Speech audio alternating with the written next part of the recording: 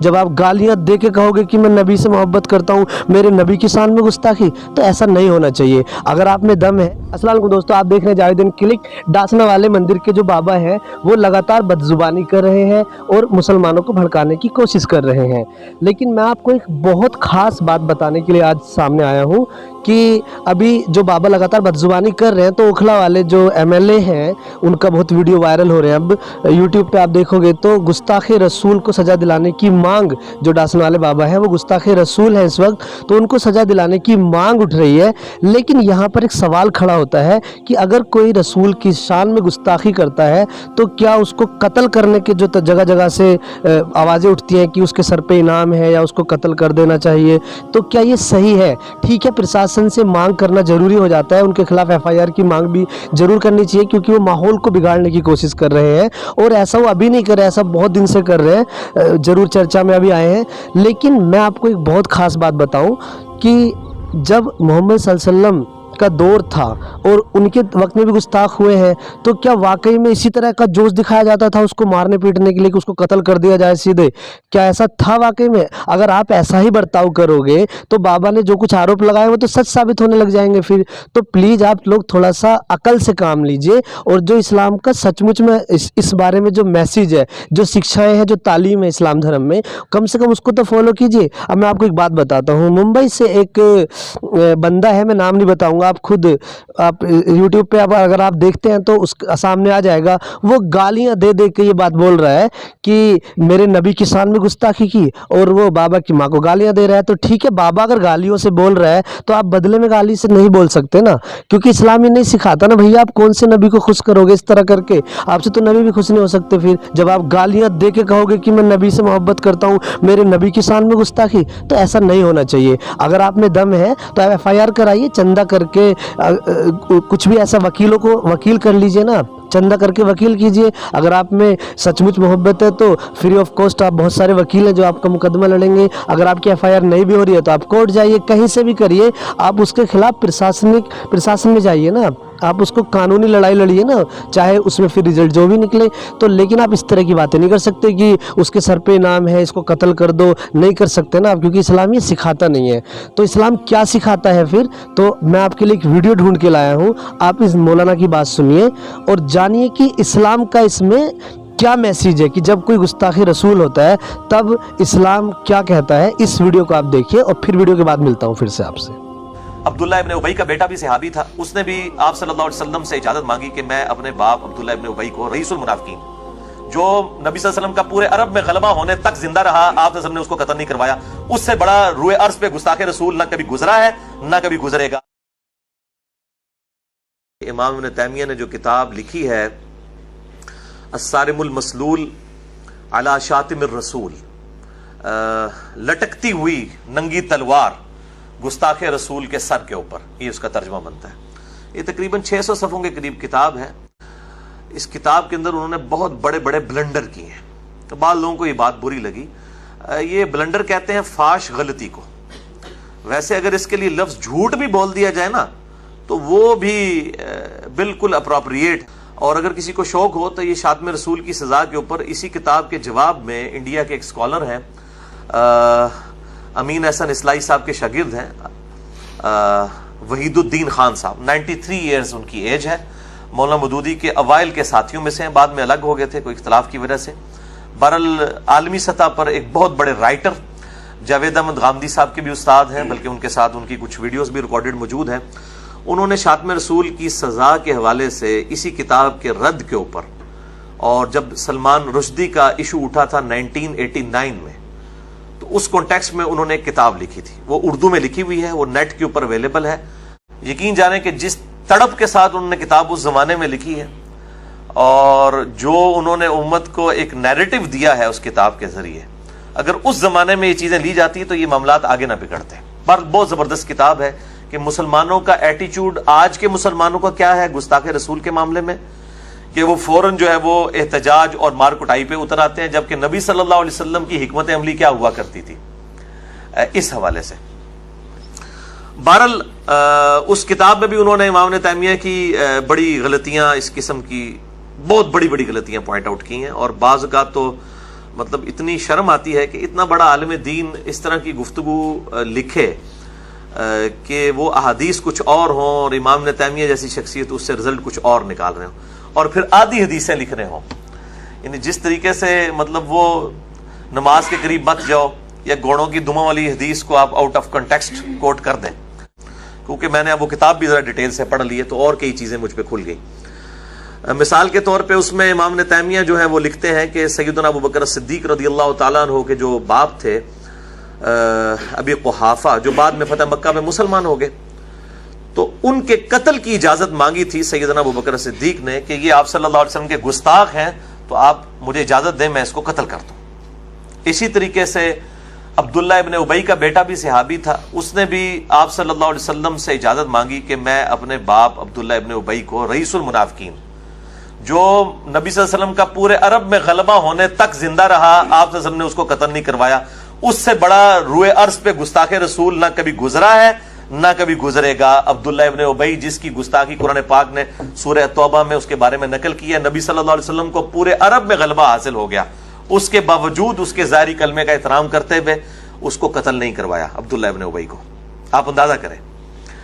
تو ان دونوں کے بیٹوں نے یعنی سیدنا ابو بکر صدیق نے اور سیدنا ابو بکر صدیق رضی اللہ تعالیٰ کے جو والد تھے ابی قحافہ, بعد میں صحابی ہیں, مسلمان ہو گئے, ان کے بیٹے ابو بکر صدیق نے اور عبداللہ ابن ابی کے بیٹے نے جو ہے ان کا نام بھی عبداللہ تھا, انہوں نے اجازت مانگی آپ صلی اللہ علیہ وسلم سے کہ ہم اپنے باپوں کو قتل کر دیں.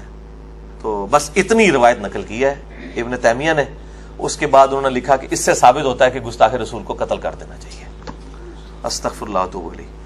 یعنی اتنی بڑی, یعنی اس پہ وحید الدین خان صاحب اتنے پازیٹیو ہیں کہ غامدی صاحب سے بھی 100 گنا ٹھنڈی شخصیت ہے وہ, لیکن اس جملے پہ اس روایت کو آدھا لکھنے پہ وحید الدین خان صاحب نے پتہ کیا لکھا کہ یہ امام ابن تیمیہ کی دلیل نہیں دھاندلی ہے.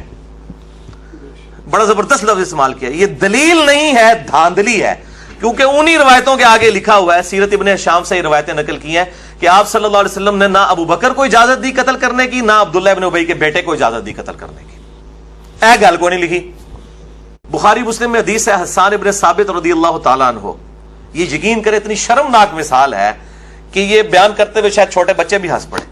حسان ابن ثابت رضی اللہ تعالیٰ عنہ کو آپ صلی اللہ علیہ وآلہ وسلم نے فرمایا, اے حسان, جو میرے خلاف باتیں کرتے ہیں لوگ, اور وہ آپ کو کیا کہتے تھے, جادوگر, دیوانہ, ساحر, جو غلط لفظ استعمال کر سکتے تھے گستاخانہ وہ کرتے تھے.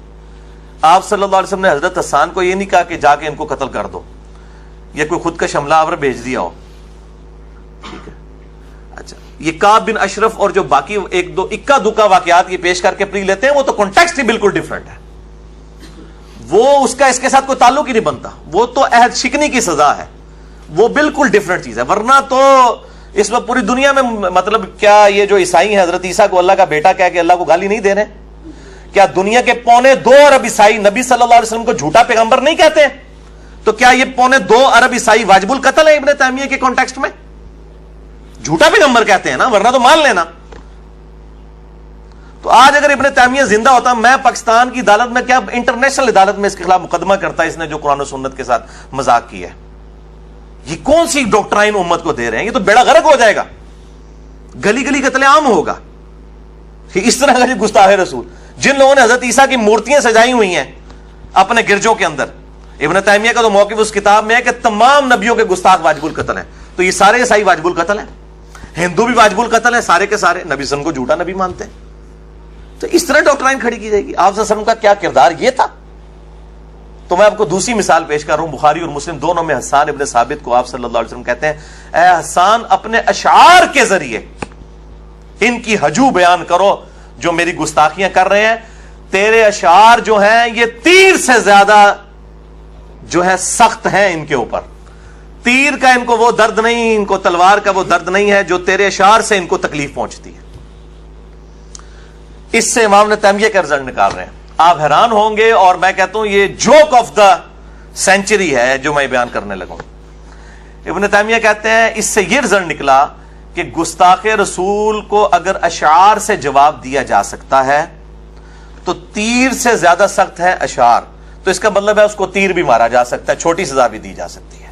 انا للہ و انا الیہ راجعون، تو اڑتے 4 تکبیریں ہی پڑھنی چاہیے نے، تسی گل تو کوئی اور دا اور مطلب کر لیندے ہو۔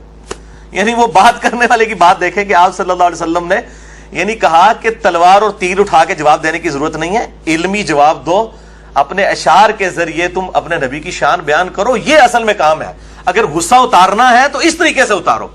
اور ابن تیمیہ نے بالکل اپوزٹ رزلٹ نکالا، یعنی یہ آپ صلی اللہ علیہ وسلم کے دماغ میں بھی نہیں تھا، نہ حسان ابن ثابت کے کہیں ذہن کے اندر یہ کوئی بات موجود تھی جو ابن تیمیہ نے اپنی طرف سے نکال دی۔ اس نے کہا کہ جی چونکہ آپ نے فرما دیا ہے کہ تیر سے زیادہ سخت ہے اشعار، تو جب اشعار کہے جا رہے ہیں کافروں کے خلاف تو ان کو تیر بھی مارے جا سکتے ہیں۔ اے رزلٹ کڈیا جے، اے انہاں دی فقہ جے، میں اکثر کہنا نا فقہ کی کمی ہے، واقعی بہت کمی ہے، یعنی یہ ظاہری الفاظ کو لے کے کچھ سے کچھ رزلٹ بنا دینا۔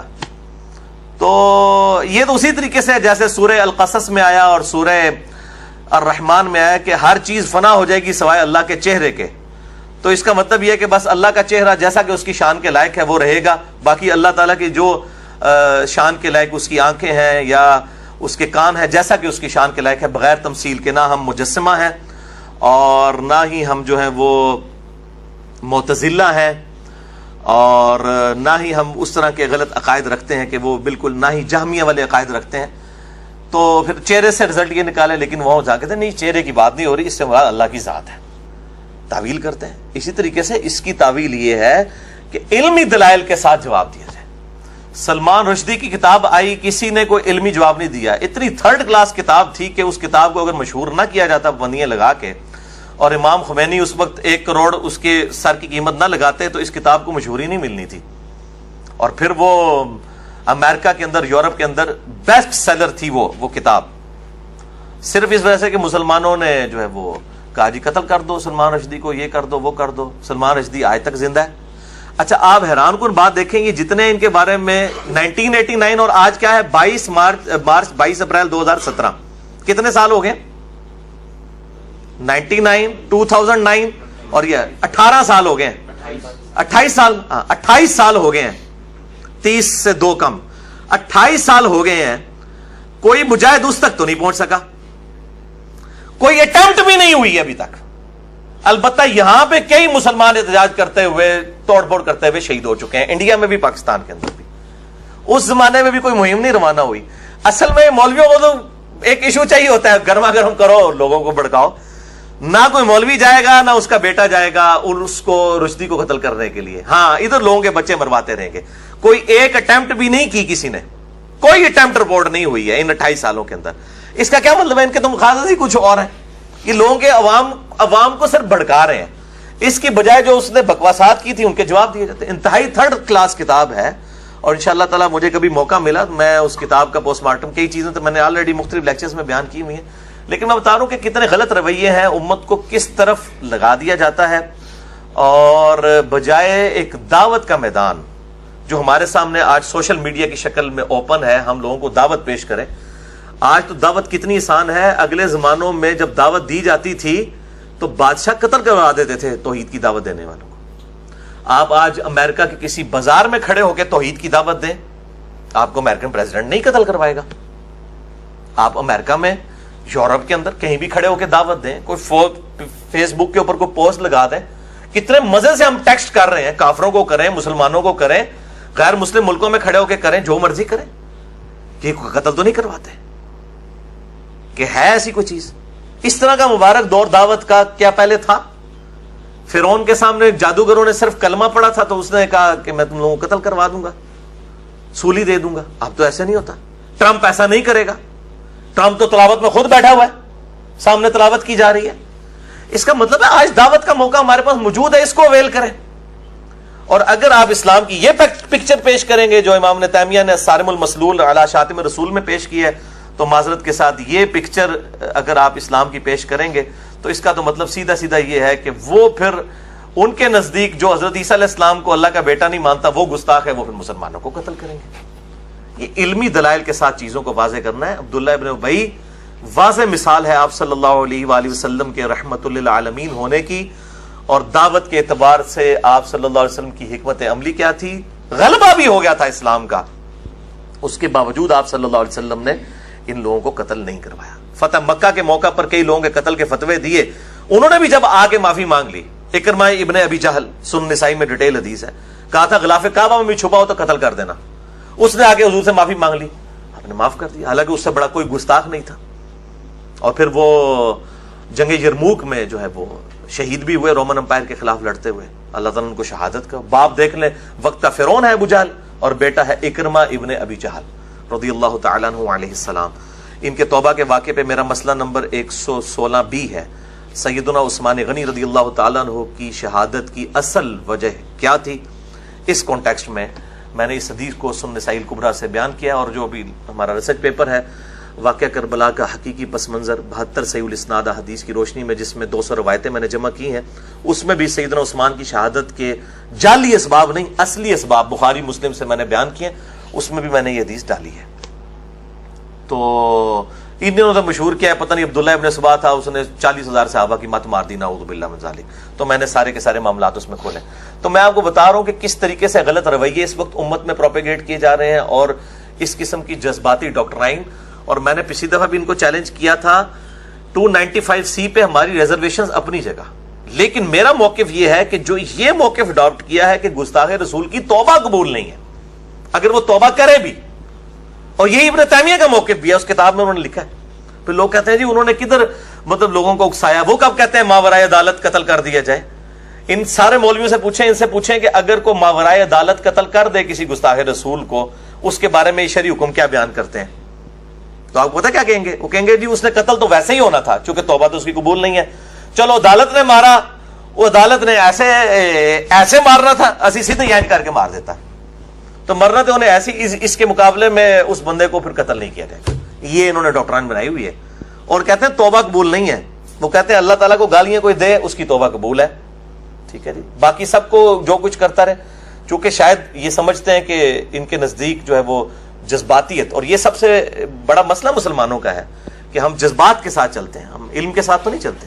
غامدی صاحب پھر ٹھیک کہتے ہیں, مجھے کئی باتیں ان کی غلط بھی لگتی ہیں, لیکن جو بات ٹھیک لگتی ہے میں ڈنکے کی چوٹ پہ کہتا ہوں. غامدی صاحب نے ایک جملہ بولا ہے کہ علم کے میدان میں جذبات کی کوئی حیثیت نہیں ہوتی. جب آپ علمی ڈسکشن کریں گے پھر آپ یہ نہیں دیکھیں گے یار تیری داڑھی کالی ہے, تو ایڈے بڑے بزرگ بارے اس طرح گل کر رہے ہیں. نہیں, یہاں تو میرے بھائی نشتر ہاتھ میں ہوگا اور آپ آپریشن کریں گے اور کہیں گے جی یہ جو اس میں یہ جو اس وقت یہ ایشو تھا یہ نکال کے پرے پھینکنا ہے. پھر چاہے سفید داڑھی والا ہوگا یا کالی داڑھی والا ہوگا, اس پہ نشتر چڑھے گا, اگر اس کی گردے کے اندر پتھری ہے تو وہ نکالی جائے گی, بائی پاس بھی ہوگا اس کا, تو ظاہر نشتر تو چلانا پڑے گا, سیدھی سی بات ہے. اور غامدی صاحب کے اس جملے پہ میں نے جو ہے نا ایک اس کو بالکل وائس ورسا کیا ہے, وہ اس سے بھی زیادہ اٹریکٹیو جملہ ہے کہ جذبات کے میدان میں علم کی رتی برابر حیثیت نہیں ہے ان لوگوں کے سامنے. چونکہ یہ جذباتی لوگ ہیں, یہ کہتے ہیں علم بس کریو یار, علم بھی بات کوئی نہ کرنا, یہ جذبات. ہاں جی میری ماں کو گالی دے دے تو میں برداشت کروں گا, نبی صلی اللہ علیہ وسلم کو گالی دے دے تو میں برداشت کروں. یار اللہ کے بندو, نبی صلی اللہ علیہ وسلم کو تو منہ پہ گالیاں دی ہیں. آپ صلی اللہ علیہ وسلم کا سٹیٹس امت کے ایک رہنما کا ہے, ان سے آپ نے ان کو رول ماڈل سمجھنا ہے. کیا آپ فیس بک پہ, یوٹیوب پہ, سوشل میڈیا, ان ساری چیزوں کے آگے باندھ سکتے ہیں؟ کیا ان چیزوں کو روک سکتے ہیں؟ یہ تو کریں گے اور ٹریگر کرتے رہیں گے. اس کی بجائے میرا موقف یہ ہے کہ آپ نبی صلی اللہ علیہ وآلہ وسلم کا جو بہترین اخلاق اور آپ کا کردار ہے یہ لوگوں کے سامنے پیش کریں. واللہ آپ دیکھیں کہ کس طرح لوگ آپ صلی اللہ علیہ وآلہ وسلم کی طرف اٹریکٹ ہوتے ہیں. ورنہ تو میں نے بتایا کہ میں پھکی دے رہا ہوں ان کو, اینٹی وینم دے رہا ہوں, لاجیکل آنسر, الزامی جواب کے طور پہ یہ بات کر رہا ہوں کہ جو ڈاکٹرائن انہوں نے گستاخ کے حوالے سے کھڑی کی ہے امام ابن تیمیہ کی کتاب الصارم المسلول کے تحت, اس میں تو انہوں نے لکھا ہے کہ تمام نبیوں کے گستاخ واجب القتل ہیں. تو حضرت عیسیٰ علیہ السلام کی مورتیاں بنانے والے, حضرت عیسیٰ علیہ السلام کے بارے میں جو فلمیں بنائی ہوئی ہیں جس میں حضرت عیسیٰ کو دکھایا ہوا ہے, تو یہ سارے عیسائی ہالی ووڈ والے یہ سب کے سب واجب القتل ہیں ابن تیمیہ کی ڈاکٹرائن میں. تو یار قتل کیوں نہیں کرتے ان کو جا کے؟ لوگوں کو جو یہ آپ لوگ پٹی پڑھا رہے ہیں, تو 2.25 ارب عیسائی تو آپ کی ڈاکٹرائن میں واجب القتل ہے. तो कैसा लगा? मैंने आपसे शुरू में कहा था कि वीडियो के बाद आपसे फिर मिलूंगा, तो ज़रूर कमेंट करके बताइए कि ये मौलाना जो आपको बता रहे थे कैसा लगा आपको इनका वीडियो। इन्होंने जो सोर्स जो इस्लामिक जानकारियाँ दी है, मैं तो उनसे सहमत हूँ। अगर आप इनसे सहमत है तो कमेंट करके बताएं, अगर असहमत भी है तब भी आप कमेंट करके ज़रूर बताएं। और आखिर में हिंदू और मुसलमान दोनों से एक रिक्वेस्ट कि आप अपने अपने धर्मों के हिसाब से तो कम से कम सही कीजिए, ना तो उधर बाबा अपने धर्म के हिसाब से ठीक कर रहा है और ना फिर इधर से जिस तरह से जज्बात में जो मांग उठती है वो भी ठीक नहीं है। अगर प्रशासन से मांग उठ रही है, सरकार से उठ रही है, वहाँ तक तो अच्छा है, ज़रूर मांग उठनी चाहिए, उसको जेल होना चाहिए। लेकिन इससे आगे बढ़कर जैसे सलमान रुश्दी के लिए या जज्बात में आकर हम लोग इनाम रखने लग जाते हैं, कई लोग कि इतने 1 करोड़ का इनाम या 11 करोड़ का इनाम या जो भी हम इस तरह की अमाउंट लगा देते हैं कि सर कलम करने वाले को, तो ये बिल्कुल भी सही नहीं है। आप देख रहे थे जावेदीन।